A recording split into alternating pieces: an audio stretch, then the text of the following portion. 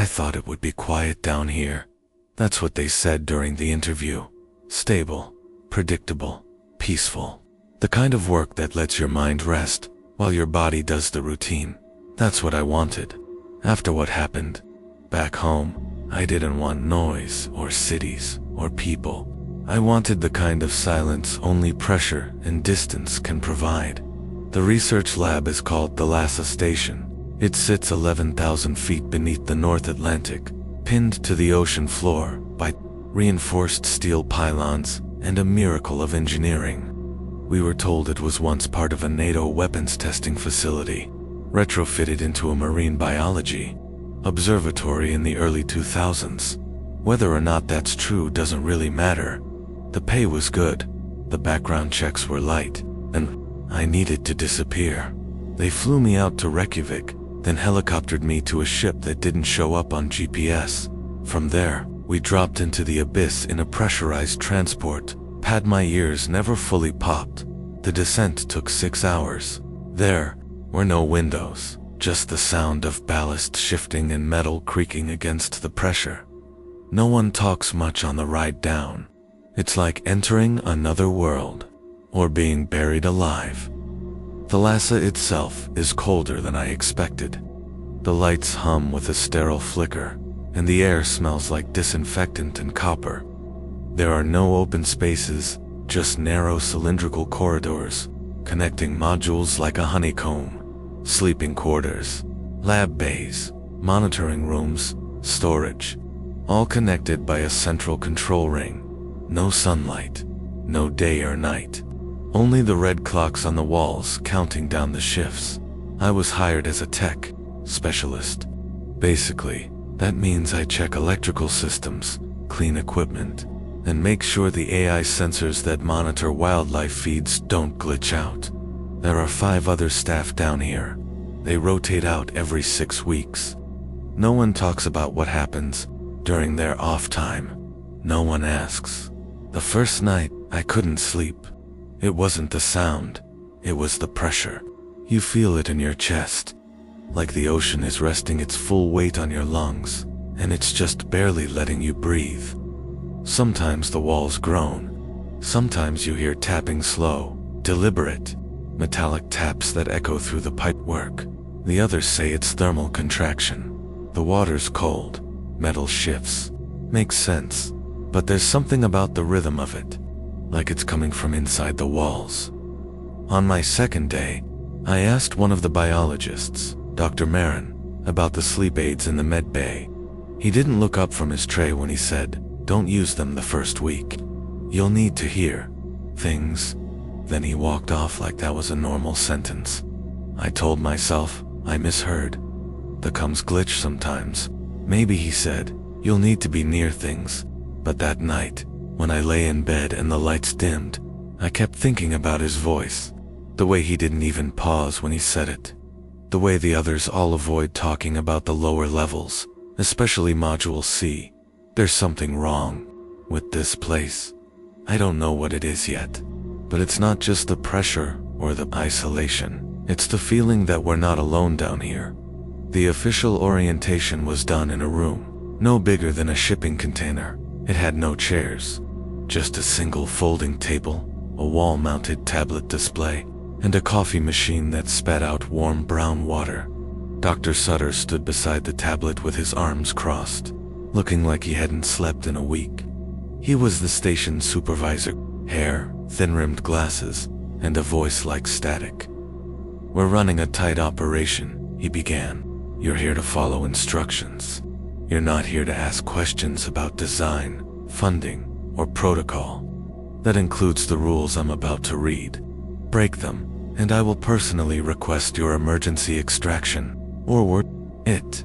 He said that last part too quickly, like he'd said it before, like he'd meant it before. There was no printed employee manual, no laminated checklist, just a digital document he swiped onto my station-issued tablet, labeled Operational. Safety and Conduct, Level C. Below that, 7 rules. I remember them exactly. Rule 1. Do not enter Module C between 2 o'clock and 4 o'clock.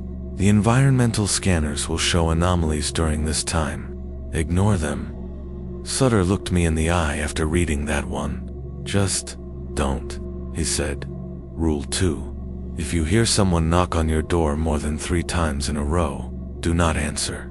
We don't knock like that. I half laughed when I read that. No one else did. Marin quietly sipped his awful coffee and stared at the wall. Rule 3. When reviewing camera feeds from the external hall, report any instance of missing time. If playback skips forward exactly 11 minutes, log it. Do not rewind. That one made me feel cold, like there was something hidden in the silence between seconds. Rule 4. If you see a diver through the observation windows, notify Dr. Sutter immediately. No dive operations are authorized at this depth. At 11,000 feet. No one should be outside. Rule 5. Between shifts, keep your door locked from the inside. Even during daylight simulation hours. I asked if that was for safety. Sutter just replied, "You won't sleep otherwise." Rule 6.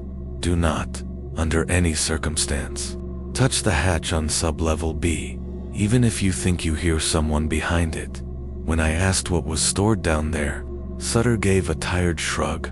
Old equipment, structural access tunnels. Doesn't concern you. Rule 7. If the intercom activates and no one speaks, do not respond. Wait exactly 60 seconds. If it happens more than once in a shift, report it. I looked up from the tablet. Is this some kind of hazing thing? No, Sutter replied. It's survival. That was it. Orientation over. No welcome speech. No safety drills. Just 7 rules that didn't make sense, spoken like gospel, in a cold steel room with flickering lights. Later that evening, I tried to ask Marin about them again. He was in the lab, watching a slow-motion video of jellyfish pulsing through pitch water, their bioluminescence flashing like Morse code. He didn't look away when he answered, "You'll follow the rules when you need to. What's in Module C? Noise." That's all he said. Noise. The base was quiet after 22 o'clock. The lights dimmed to 40%. The ambient hum of the life support system was the only real sound, like a heartbeat in the walls. I walked the main corridor to familiarize myself with the layout. Some doors had fingerprint scanners. Others had old-fashioned manual locks. Every door had a red sticker that said "Seal, Integrity Critical." I passed by Module C around 23 o'clock. Its entrance looked like every other lab wing's smooth, rounded metal door, small reinforced window, but something felt off. There was condensation on the glass. Inside, I thought I saw something flash for a second, like a camera flash or maybe a spark. I leaned closer. Then the hallway lights flickered once, and I swear I heard something from the other side of the door. Not a voice, not movement, just a low, vibrating hum, almost like a subwoofer but not sound. Pressure, like something massive, was breathing just past the wall. I walked away fast. That night, I locked my quarters, like they said. 2 manual locks, 1 magnetic seal. I lay in bed staring at the ceiling, listening at 2:17. I heard the pipes knock, once, then twice, then 3 more times. 5 knocks in total, each perfectly spaced. I didn't move, I didn't breathe. I just stared at the door and waited. Nothing happened. No voice, no follow-up, just silence. Then the creaking of the walls as the station settled under the weight of the ocean. I didn't sleep. In the morning, I told myself it was a dream, that I imagined it. But when I checked the wall outside my quarters, there were 3 small scratches near the edge of the frame. Thin, deliberate, parallel like fingernails. No one mentioned it during breakfast. No one asked if I was okay. The others just looked tired, like they'd stopped asking questions long ago. That's when I realized the rules weren't warnings, they were confessions. It was only my 4th shift when I made the mistake. I hadn't planned to break the rules, not intentionally. I was just tired. The station messes with your sense of time. No sunrises, no natural cues. Just the soft glow of digital clocks and the endless hum of machines. You blink, and 6 hours pass. Or 5 minutes. You can't tell. That night, I was assigned to run a diagnostic on the main biomonitoring servers. They're housed near the outer edge of Module C. The system flagged a spike in temperature in one of the sensor pods, something minor, but it required an on-site confirmation. By the time I made my way down the corridor, I realized I hadn't checked the time. The station's main clock was off sync again. It does that sometimes. A glitch. The number 203 blinked once, then reset to 158, then froze entirely. I should have turned back. I should have remembered Rule 1. Do not enter Module C between 2 o'clock and 4 o'clock, but I didn't. I told myself it was close enough, that I'd be in and out before anything strange happened. The lock on Module C buzzed open, slower than usual. The door slid with a hiss, revealing a long hallway lit by pale overhead strips. Everything was sterile white and steel, perfectly normal except the temperature. It was cold, much colder than it should have been. I stepped inside and immediately, NOTICED, condensation forming along the baseboards. My breath fogged in front of me. The sensor pods on the wall were blinking erratically blue, then red, then off. That wasn't supposed to happen. I opened the diagnostics panel and started running a manual reset. The screen flickered, then I heard it. A low mechanical whine, like a turbine struggling to start. But deeper, it didn't come from the walls. It came from the floor beneath me. I crouched to listen, placing my gloved hand on the steel plating. It was vibrating, a slow, pulsing rhythm. 4 pulses, a pause, then 4 again, like a heartbeat. I backed away from the panel. That's when the lights in the hallway dimmed. Not all at once, just in sequence. First, the bulb above me, then the one behind it, then the next. Like something was moving toward me, killing the lights as it passed. But I saw nothing, just the cold. The temperature on the wall display dropped from 9 degrees Celsius to 4 degrees Celsius in under 10 seconds. My tablet screen froze, then displayed an error. Signal interruption. External feed detected below it. A line of text began to autofill. They're listening. I stared at it. Then the door behind me hissed. I turned, expecting it to have sealed shut, but it hadn't. It was open, not the one I came through. Another door, further down the module, one that shouldn't be accessible without clearance. It hung open like someone had just walked through it. I didn't wait to see what might follow. I backed out fast. Through the corridor, past the flickering lights, back into the main hallway. I didn't stop until I was inside the central hub, surrounded by glowing monitors and the familiar hum of the main systems. My skin was damp with sweat, even though my hands were freezing. I didn't tell anyone what happened. Not Marin, not Sutter. I just sat in my quarters, staring at the tablet screen, waiting for it to glitch again. But it didn't. The message disappeared from the logs, like it had never been there. But I knew what I saw. The next morning, the official diagnostics showed no issues in Module C. No temperature drop, no external signal. Everything normal, except someone had closed off that section entirely, locked it with a level 5 override, and no one would say why. At breakfast, Marin looked at me, his eyes bloodshot, his voice low. "You went in, didn't you?" I didn't answer. He just nodded. "Next time, stay out. You don't want it to see you too soon." I didn't ask what it was, but I started locking my door during the day, too. It happened on my 6th shift. By then, I'd memorized the rules, not out of protocol, but out of fear. I started carrying the list in my back pocket like a talisman, a reminder that whatever was down here didn't follow normal logic, but it did follow rules. I kept thinking about Rule 2. If you hear someone knock on your door more than 3 times in a row, do not answer. We don't knock like that. I hadn't. Heard it again since that first night. Part of me wondered if it was just in my head. Sleep deprivation, acoustic echoes through the pressure systems. We were sitting under miles of water, nothing was really normal down here. But then the knocking came back, and this time, it didn't stop at 5. It was 3:12 when I woke up.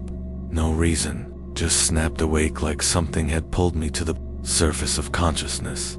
At first I thought it was silence that had woken me. A wrong kind of silence, the kind you only notice when something familiar is suddenly missing. Then the first knock came, soft, hollow. I sat up. 3 more knocks followed, perfectly spaced. No voice, no footsteps, just knocks. I stayed frozen. The room was dimmy, emergency lighting only, red and low. I watched the door and waited for it to stop, but it did in single quotes. After a pause, the knocks started again, for this time, then 6, then a rapid burst of 7, as if someone or something was getting impatient. I moved to the far corner of my bunk, my back pressed to the wall.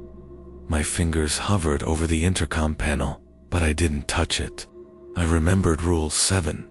If the intercom activates and no one speaks, do not respond.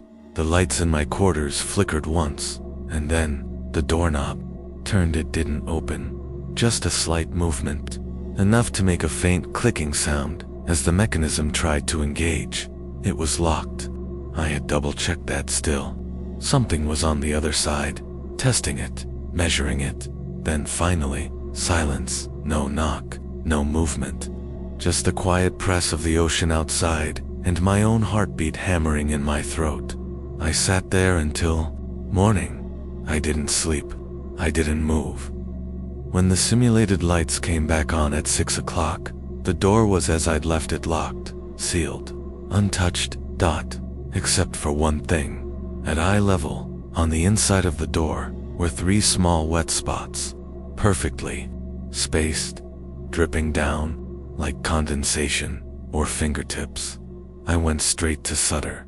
He was in the control hub, monitoring a feed of hull integrity scans. I waited until no one else was around before I spoke. There was knocking again, I said, but it escalated. It knew I was awake. Sutter didn't flinch. He just kept staring at the screen. Did you answer it? No. Then you followed the rule. He said it like that was supposed to be comforting. What happens if I do answer? I asked. He didn't reply at first, just watched a red line on the screen pulse softly with each atmospheric pressure shift. Finally, he muttered, "We had a cook once. New guy. Thought it was one of us playing around. Opened the door, found his boots outside the next morning, still standing, laces tied, nothing else inside them." I waited for him to laugh, to say he was joking. He did in single quotes. Later that day, I checked the security logs from my hallway. The footage between 3 o'clock and 4 o'clock was missing, corrupted, it said. That was the second time I saw missing time. The first was in Module C. This time, it was at my door. That night, I stacked a metal chair under the doorknob. It didn't stop the knocking, but at least, I knew it hadn't gotten in yet. It was Marin who left a message. Not a conversation, not a warning, a file, left on my tablet while I was off shift, labeled simply, "Listen before they wipe it."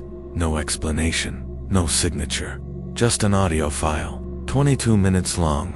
I almost didn't play it.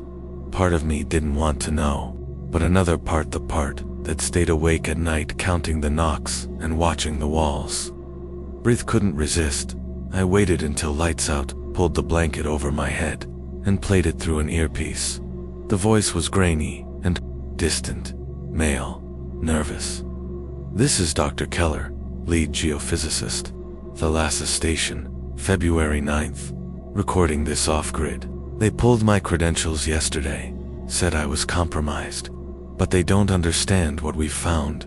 Or maybe they do." Static. The thing on the seabed, it's not geological. Not entirely. The original seismic scan from '98 showed symmetrical structures. Not random.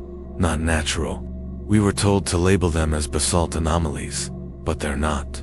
More static, a cough, heavy breathing. They run deep, miles beneath the crust, honeycombed layers. They pulse, not with heat, with something else. Rhythms, signals, like sonar, but wrong. We ran frequency tests. The voice shook. One of our engineers started hearing them, not through the system, in her skull. At first, it was just humming, then voices, then a pause, a longer one this time. She walked into Module C, without a suit, without authorization. Smiling, we found her later. Her body was dry, completely drained, like she'd been dehydrated from the inside out. The recording jumped clearly edited. We built the LASA over one of the sites, not by accident, not for research. The funding came from a shell company, tied to defense contractors. I traced it once led to an address that didn't exist. That's when I stopped asking questions. He lowered his voice to a whisper. They're not fossils. They're not rock. They're waiting. The last few seconds were silence, then a faint sound, like tapping, far away, exactly 5 knocks. Then the recording ended. I sat up in bed, sweat beating down my neck. I checked the time, 2:37. I listened. No sounds, no knocking dot, just the deep groan of pressure settling through the base. The next morning, Marin was gone. No explanation, no note. His bunk was stripped, his personal items cleared. When I asked Sutter, he just said, rotation change. Got pulled, early, but no one comes down before the 6-week cycle ends. There's only one transport pod, and it hadn't docked. Later that day, I tried to access internal system logs. My credentials were blocked, locked out, so I did something I shouldn't have. There's a maintenance shaft in a sub-level BB, behind a panel marked environmental access. I'd seen Marin go in once, late at night. Said he was fixing air regulators, but it didn't make sense. That section wasn't tied to life support. I waited until the cameras cycled off during the 18 o'clock diagnostics refresh. Then I pried open the panel and climbed inside. The shaft was narrow and slick with condensation.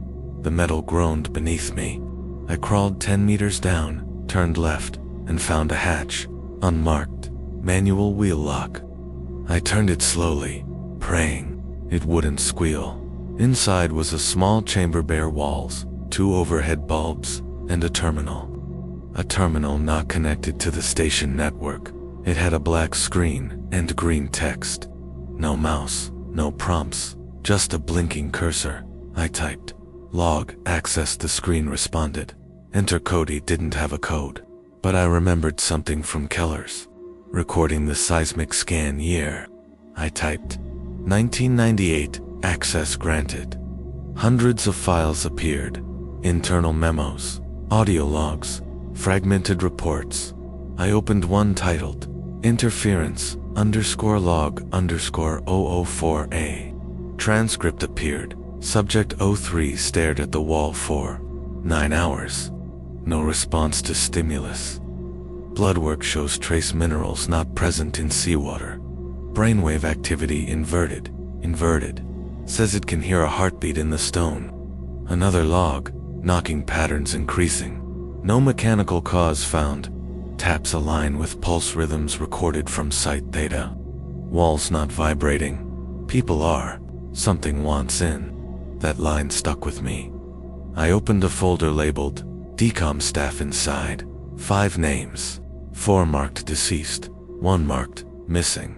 Marin's name wasn't there, but Keller's was, and next to his was a file. Final transmission. I opened it. It was just a still image. Black and white, grainy.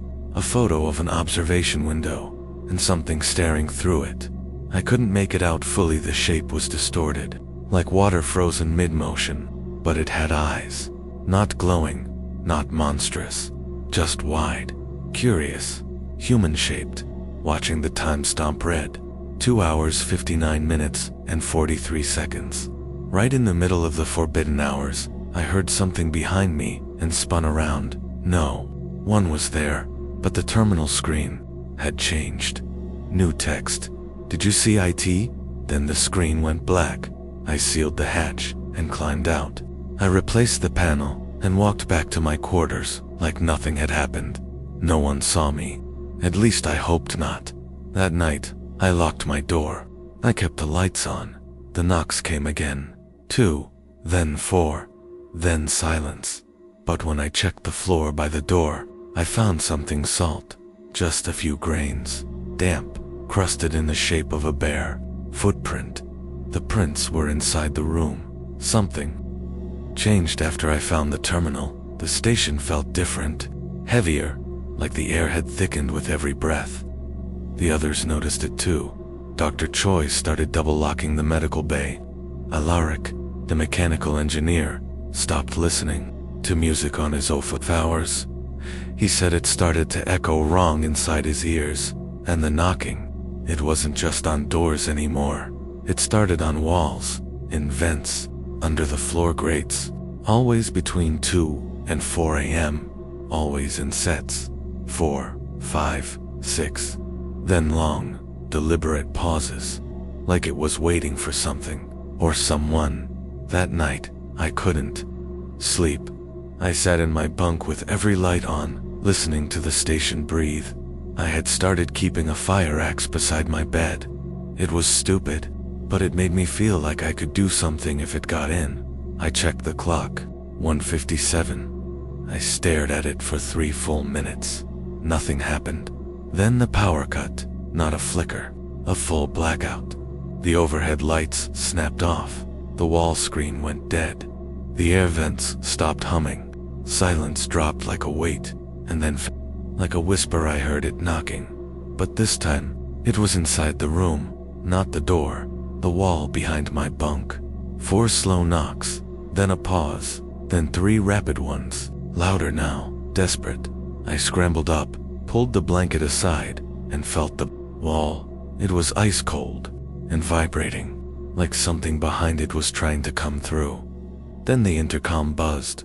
Not the one in my room, the station-wide emergency channel. Static burst through the speaker overhead, and then I heard breathing, long, ragged, wet. Then a voice, faint, female, not quite human. Open, it's so cold out here. I slapped the kill switch on the panel. It didn't stop. Don't leave me here. The voice was crying now, but here's the thing. I recognized it. It was Marin, or something using his voice. The power came back all at once, lights flaring, systems rebooting. The intercom cut out mid-sentence. I rushed into the hallway, was there too, just outside his quarters, holding a wrench like a weapon. You heard that right? I asked. He nodded, face pale, came through my floor. It was in the walls. Then the alarms began. Breach detected Module C, corridor. I didn't think. I just ran. The control hub was already in chaos. Red lights pulsed across the screens. Automated lockdowns initiated in the West Wing. Cameras flickered. Dr. Choi was yelling into a comm line. There's no external damage. How is there a breach? And then the external hull camera feeds came back online. Feed number 4. Facing the south observation tunnel. Something was outside. No suit, no tank, just standing there. In the water, its limbs floated like fabric, skin pale and stretched thin over bone. No bubbles, no weight. It raised its hand and tapped the glass 5 times. Each knock echoed through the station, like it was inside the walls. Then the lights in Module C went out again. Sutter rushed past me, shouting for everyone to fall back to the core. But I didn't move, because I saw the camera timestamp on feed number 4 freeze. 3:00, and for the next 11 minutes, the video went blank, just static, when it came back. The corridor was empty, but someone had unlocked the main door to Module C from inside. Alaric volunteered to seal it manually, said he'd lock it from the inside and crawl out through maintenance. A 10-minute job. He never came back. We found the manual override handle twisted clean off, and Alaric's left boot, sitting perfectly upright outside the sealed door, just like the cook from Keller's story. Later that night, I checked the observation window in the biology wing. The glass was fogged from the inside, and there were handprints, 6 of them, too large to be human. I didn't sleep. None of us did. Sutter called for emergency evac, said it would take 18 hours for the surface pod to descend. We had to hold out. But now, the rules weren't working. Doors that should have locked stayed open. Vents blew cold when they should have been warm. The station began to shift, walls groaning deeper, metal creaking as if something enormous was circling outside. Dr. Choi collapsed during her shift. Said she heard singing, like whales. But speaking her name, she's been sedated ever since. I keep seeing things in the corner of my vision. Movement, shapes, faces pressed against glass. One night, I turned on the hall camera again. There were dozens of them, just standing in the water, watching like they were waiting for something, or someone to open a door. I found Sutter in the Combs Bay. He was alone, staring at a blinking red prompt on the emergency broadcast line. The pod from the surface was still ours. Out, no response. No tracking, no sign it was even en route. When I asked if he'd heard back from the surface team, he didn't answer, so I stepped closer. That's when I saw what was on the monitor. A message, frozen on screen. Emergency evacuation request, rejected. Reason, station status, no crew listed as deceased. It was dated yesterday. You knew, I said quietly. Sutter still didn't look at me. His voice was hollow. They marked us dead before we even called for help. I stared at the screen. What does that mean? He finally turned, his expression unreadable. It means no one's coming. He pulled a keycard from his coat, a level 6 override, higher than anyone else had clearance for. I didn't tell you everything, he said. I couldn't. If people knew what this place was built on, they'd never come down here. So why are we here? I asked. What's really under us? Sutter looked me dead in the eye. A mouth, he said. I thought I misheard him. What? He stepped past me and opened the maintenance locker. Inside, a small, sealed container. He unlocked it with a second key, revealing a black file folder paper. Not digital, he handed it to me. These are legacy documents, pre-digital, pre-Thalassa. I flipped it open. They were old photos, grainy seafloor excavations from the 1960s. Divers in deep suits, submersibles with the NATO seal. Structures carved into the ocean bed that looked wrong, not man-made, not natural, something in between. One of the documents was a psychological profile. Subject D, Sutter. You've been down here before, I said. He nodded. When I was a junior tech, 1993, back when it was still called Site Theta. We didn't have rules back then, just drills. They didn't understand what they'd found. What is it? Sutter hesitated, then said, it knows us, learns us. The longer you stay, the more it remembers you. That's why we rotate staff out every 6 weeks. You've been here too long. My skin went cold. You could have told us. If I had, you would have left. Exactly. That's the point. His voice cracked. We can't let it follow us. Once it remembers your voice, your shape, it wants you. The rules are designed to delay it. But if we all left, at once if we ran it would know, and it would spread.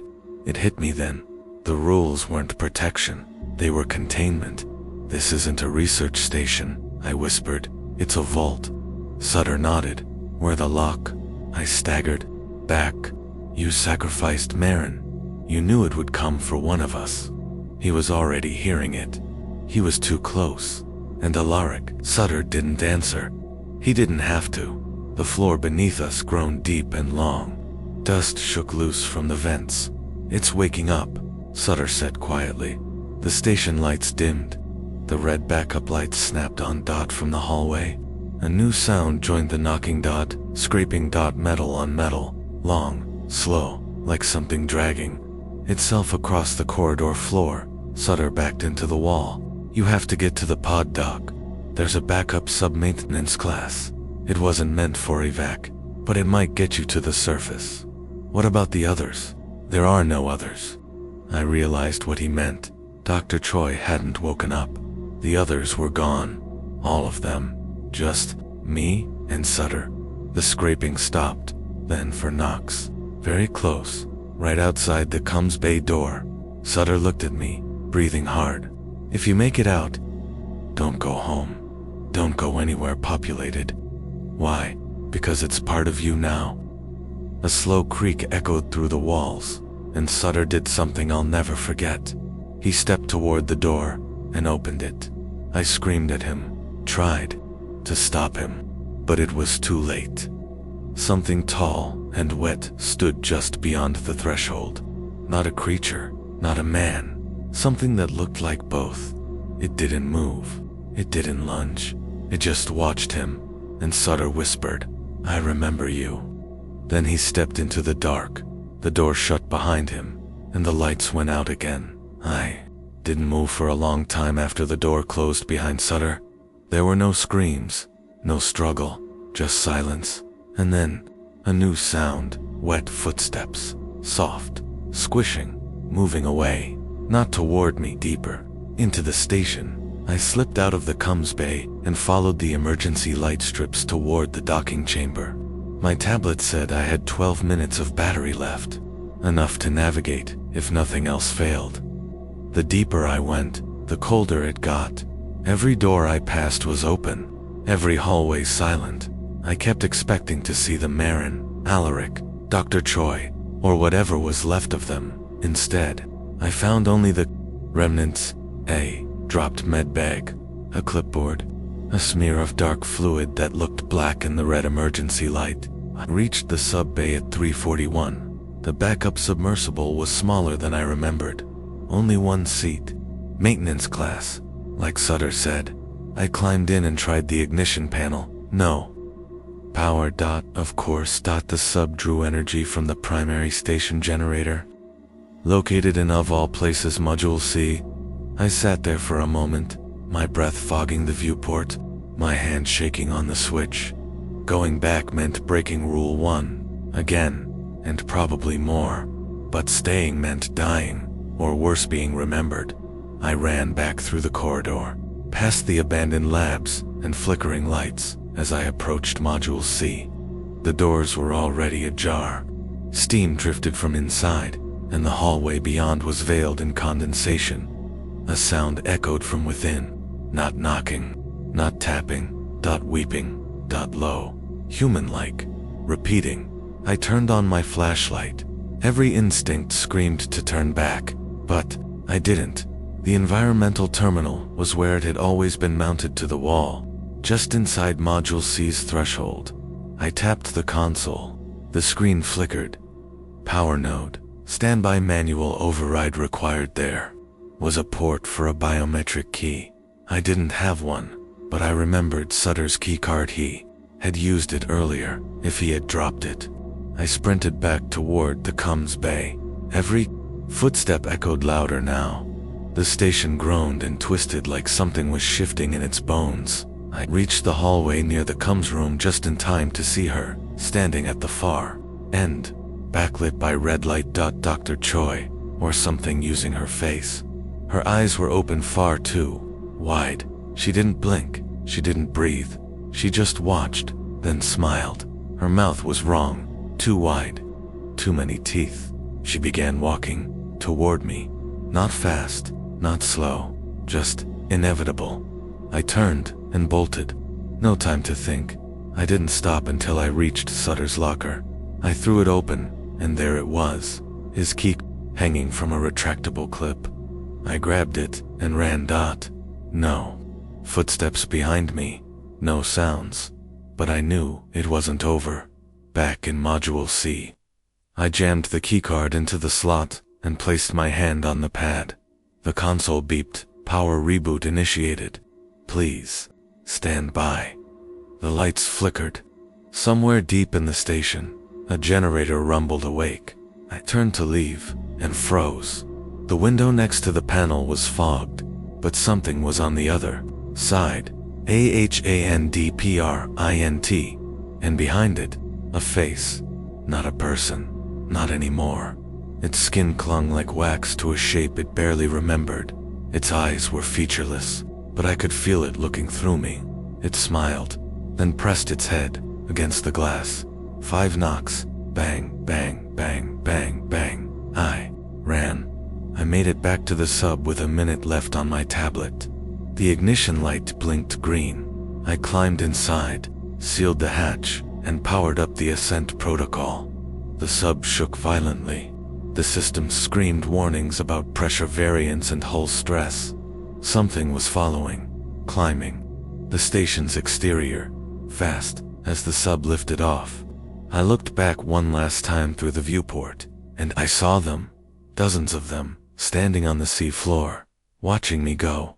No anger, no malice, just hunger and the faintest sense of recognition, like they already knew where I'd go next. I don't remember surfacing. One moment, I was in the sub, alarms blaring, pressure warnings flashing across the console. The next, I was being dragged up the metal steps of a decompression chamber, gasping against the sudden light. I don't know how long I was unconscious. The surface team said the sub docked automatically. No pilot input. They said I was lucky to be alive. I didn't feel lucky. I was held in quarantine for 3 days. They ran tests, scans, blood work. Every answer came back clean, too clean, no nitrogen, bubbles, no radiation anomalies, no tissue trauma from rapid ascent. My body showed no signs of having spent even a minute underwater. But I remember the weight. I remember the knocks. I remember the eyes. Eventually, they let me go. No debrief.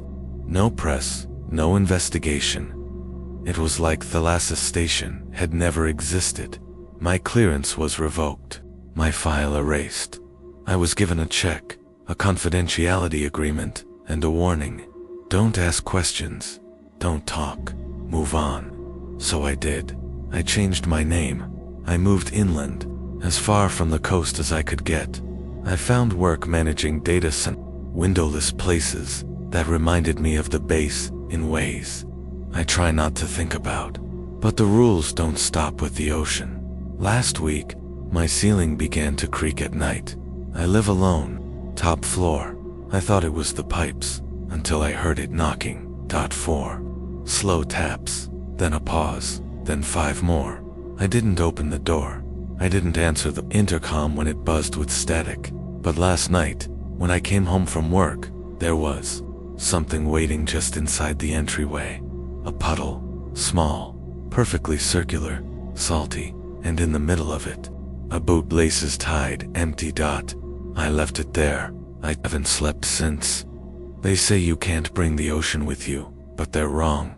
You don't have to bring it, because once it knows you, once it remembers you, it follows, it learns, and sooner or later, it knocks.